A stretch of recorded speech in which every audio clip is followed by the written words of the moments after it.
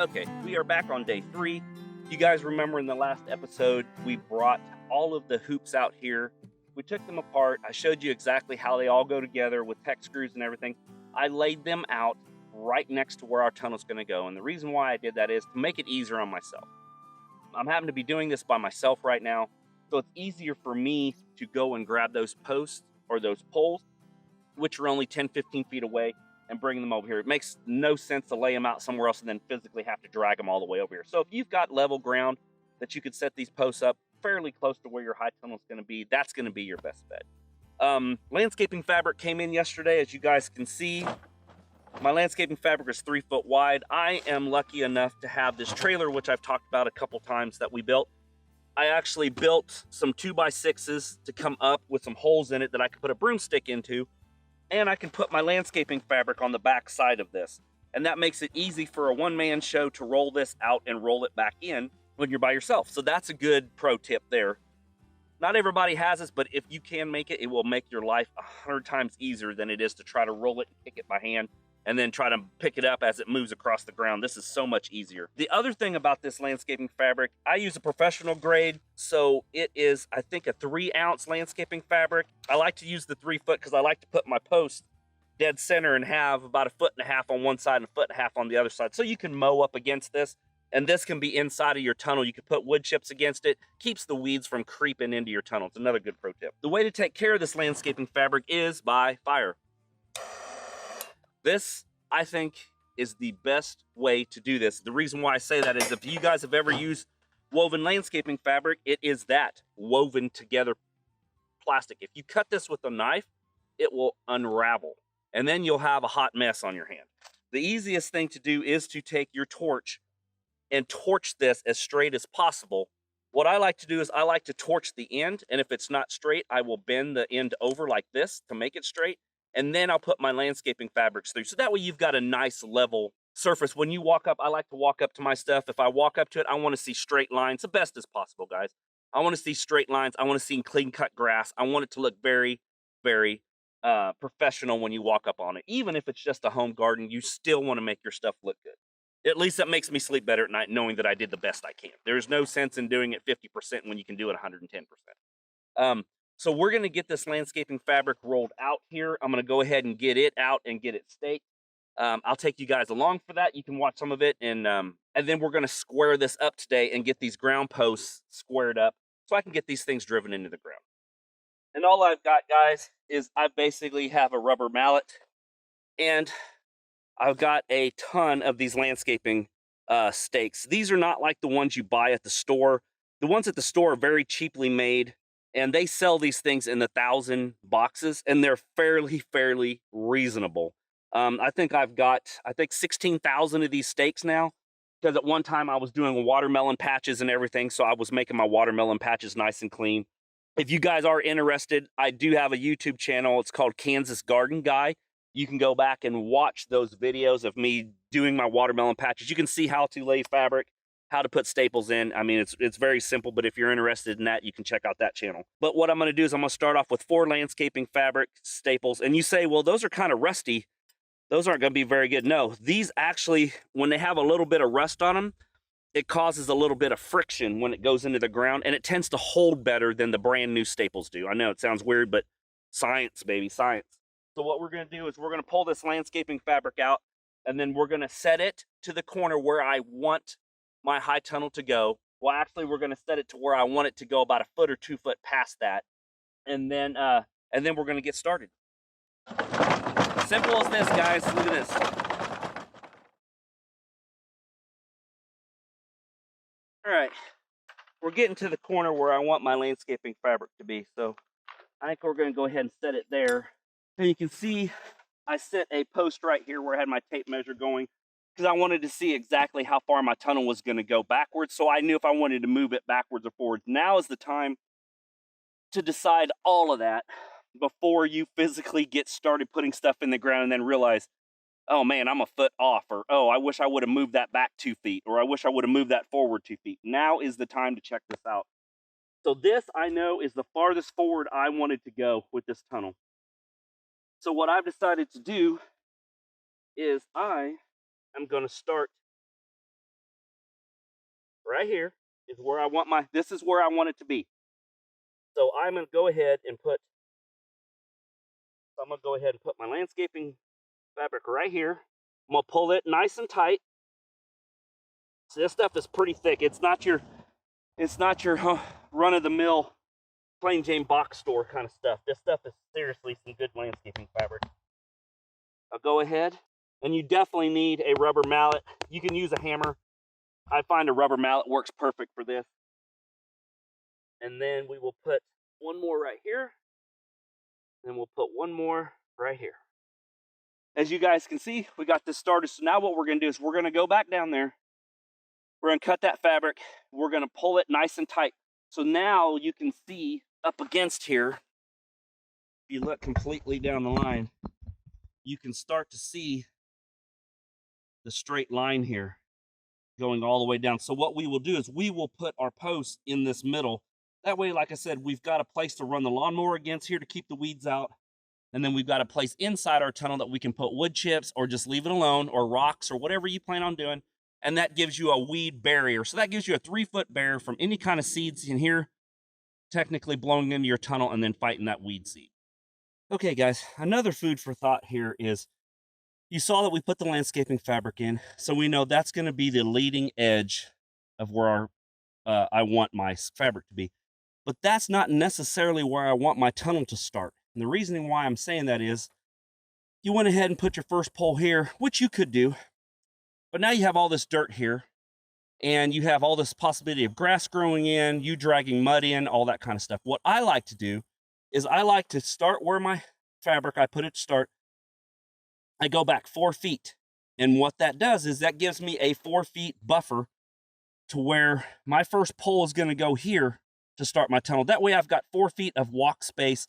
Once again, I can run my mower up against this right here to mow the grass and keep this all in landscaping fabric. So that way, for one, it kills the weed seed, plus it's a nice transition going into your high. So what I did is I put my stake back in the ground and I ran my tape all the way out to 100 foot. And what I will do is, where my 100 foot is the end of my tunnel. I will make it 104 feet, and then I'll cut that plastic right there. That way, that will be our 4 foot transition on the back side also. That just gives us a nice cut line, a nice mow line, and it's very pleasing to the eye when you look at it, either from the road or from, your front yard, whatever you want to look at. That's how I feel like I like it a lot better that way. So what we are going to do is we're going to pull this. So now we know our 100 foot mark is right where my boot is, because that's 100 foot tape and that goes 101 feet. So it gives you a little bit extra. So we'll go 4 foot back, cut this plastic right there, and that will be the end of it. All right. And you guys noticed that I did have a till line where I already previously had this planned out, what I was going to do here. I was just showing you physically what I was doing, but I already had it planned out and measured out in my head what I was going to be doing. So I do know this line right here is my 4 foot.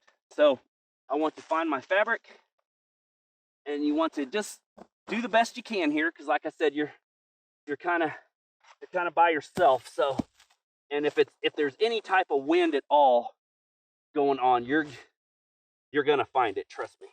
Okay, so we've got this fabric pulled tight right here. So what we are going to do is we're going to take this torch. Mine happens to be a push button torch that I can just push. But what we are going to do, sorry, UPS drove by. What we're going to do is we're going to take this torch and we're going to cut this line with this fabric, and then we're going to put the landscaping fabric staples in, and then that's going to take care of this section right here. So I want to make sure, I'm going to go up there and just pull that real quick. There we go. That looks a ton better. There we go. So what I'm going to do is I'm just going to put a little weight on this to hold this fabric, and then I'm just going to torch it. See, it's just as easy as drawing a line with a pencil. And what that does is it gives you a clean cut line on the fabric back here. Well, I didn't get that part. So your next sec's done, and it seals that plastic up against here. So that way you've got a nice tight line. So what we're going to do is we're going to grab these staples, And I am going to pull this somewhat super tight. You don't want to go crazy tight, but you want it to be nice and snug. Put my knee on the corner, put my first fabric staple in. Come down to this corner here, same concept. Second one in, and then move along the line. The cool thing about doing this is, if you go a foot over, you go a foot less, it doesn't hurt anything, because we're going to run another one that way to kind of clean up this back edge here. Okay guys, what I've got going on here, as you can see, I've got a T-post set out about 4 or 5 feet past where I want my first post to go, and I did the exact same thing on the other side of the tunnel. The reasoning for that is because I'm going to run a string line, which you can see I have the line ran all the way to here. I'm going to set my string line at 2 foot up on this post, and I've got it set at 2 foot on the other side, and you're wondering why I picked 2 feet. Well, if you read your instructions that come with your high tunnel, it states that the ground posts are 4 feet long. They would like you to have 2 feet sticking out of the ground. My place here is fairly decently level, so I don't think it'll be too far off. So what I'm doing is I'm setting my post at 2 feet above the ground on both sides of the tunnel there, and that should ultimately level off this over here. Now, if I'm an inch deeper or an inch not as deep, it's not that big of a deal. It's nothing to get truly concerned about. Now, if you're 2-3 feet off, yes, you've got something going on. You needed to do some more dirt work or anything like that to level it off. But we did already do dirt work here, and I fairly have this level, and I'm confident this is going to work. So what I'm going to do is I'm going to put my string at 2 feet, and then I'm going to pull it tight, and I'm going to put a bubble level across it in a couple spots so that way you can see it. So I've got my tape measure set at 2 feet. I know my 2 feet mark is going to be right here. Seems like everybody and their grandma is driving down my road today, making a bunch of noise. I'm going to pull this as tight as I can. Pull this super tight. That looks great. So what I'm going to do is I'm going to take my knife, and I'm going to cut the end of this string off here. I'm going to pull it as tight as I can get it. I've got these T-posts about 1.5 feet in the ground, so I'm fairly confident they're not going anywhere. So I'm just going to wrap this. Oh, yeah, see? That's why you want to make sure you have a lot of space here.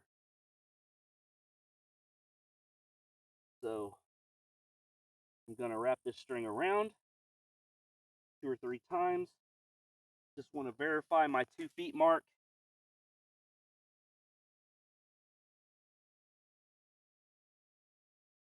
And then I'm going to come in and I'm going to tie this off right here. Now if you guys look down this line here, you can vaguely see if you can see that line there.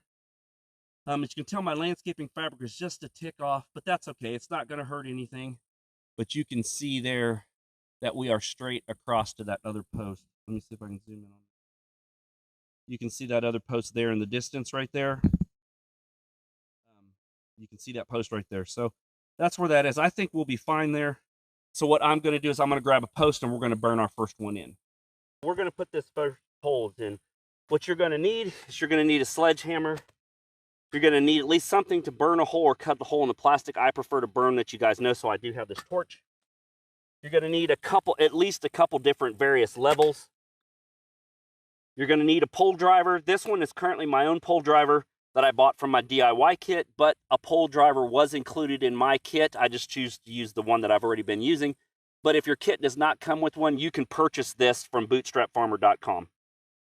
And then you're going to need your 4-foot post. If you notice your ground post, one end of it has a hole drilled through it. So this is the end that you put your bolt through, that your hoops that we already bent up go into this, and you run your bolt through here, and this is what holds your hoop. So you want to make sure this is not in the ground. You want to make sure this is above the ground. So the end without the hole, important. Make sure you pay attention to that because you could forget that. And then you'll end up having to drill holes. These are already pre-drilled at the exact same distance on every ground post. So you don't have to worry about any type of measuring with this. So make sure this is up. So what we're going to do is we're going to drive this 2 feet in the ground. We've got our tape measure over there. We've just got to figure out where our first hole is. You could pretty much put this hole over there. You could put it here. You could put it here. You could put it here. You could put it wherever you want your very first post to go. As long as you have the correct room going out the back end, that you can have your tunnel not touching anything, in a ditch, in water, going down a hill, in a road, anything like that, you should be fine. So you do know that I have this stake here, that I have my tip measure, and I've already got my predetermined length that I want it to be. I'm going to burn my first hole into this plastic. I'm just going to kind of narrow it over. It's going to be somewhere in this range right here. So what I'm going to do is I'm going to stick my post up against here. And see this string right here? This is going to be my godsend on where I'm going to have my post. You got to determine if you want the string to touch the back side, you want the string to be dead center across the both sides. You just want to make sure that you do the exact same thing with every post going all the way down this run. You don't want to have the string on this side when you start, and then when you end up, the string's on that side, because it's going to put you about an inch out. And your high tunnel may look like a snake. You want to kind of keep it as straight as possible. You know, there's not an exact science here. We're just doing the best we can. So if you can make it as straight as possible the first time, according to your ability, it's going to look very good from the road, or you're going to be very satisfied when you walk up on it and see a perfectly straight high tunnel. What I like to do is I like to put the string on the back side. So what I'm going to do is I'm going to take my level, and I'm going to put it on the front here. Let me move this camera so you can see. You guys should be able to see everything there. I'm going to put my level. This is where I want my first hole. So I'm going to put my level right here, and I'm going to touch just kiss the string. And I'm going to look at my bubble. That is perfectly level. So what I'm going to do is I'm going to move this over just a hair more. That's out. See how I have to push the string to level it? I don't want to do that. So I want to move the bottom. I just want to kiss it. I know it seems like I'm going a little bit out of control here, but trust me, you want to do it right the first time. You notice that's perfect right there. Perfectly level right there, right in the bubble. So you look down and you see the dirt mark left by the tube. So I know that's where I want to burn. Now, you can burn a small hole just big enough for this tube. Heck, you could even burn a 6-inch hole if you want to. What I'm going to do is I'm just going to burn a small enough hole for that to go through. And the reasoning why is because weeds and grass will find sunlight and will come through these holes. So to keep the weed pressure down as much as possible, where you don't have to pull the weeds, you want to make this hole as small as possible.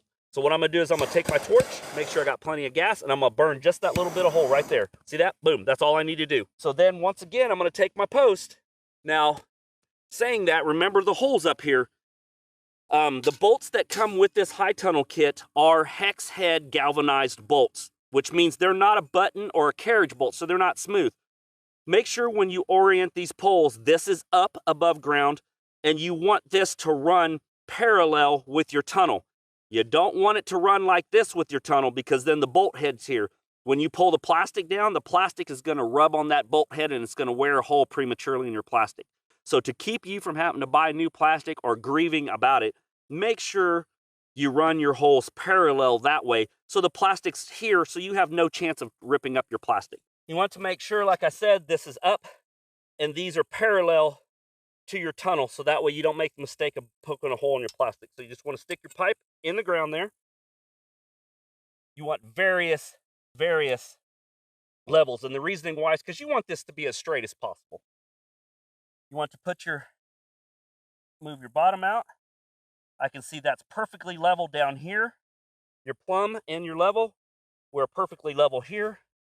So, and I can tell that the holes are perfectly lined up here where I want them to be. So what I'm going to do is I'm going to stand up. I'm going to give this a few pounds in the ground here. And I'm going to make sure, you know what, I'm going to turn this level up like this so I can see it a little easier. There we go. I only want to pound this about 6 or 7 times in the ground. And saying that is, see, it holds itself up, but it also gives me the chance to push this pole to correct my plumb.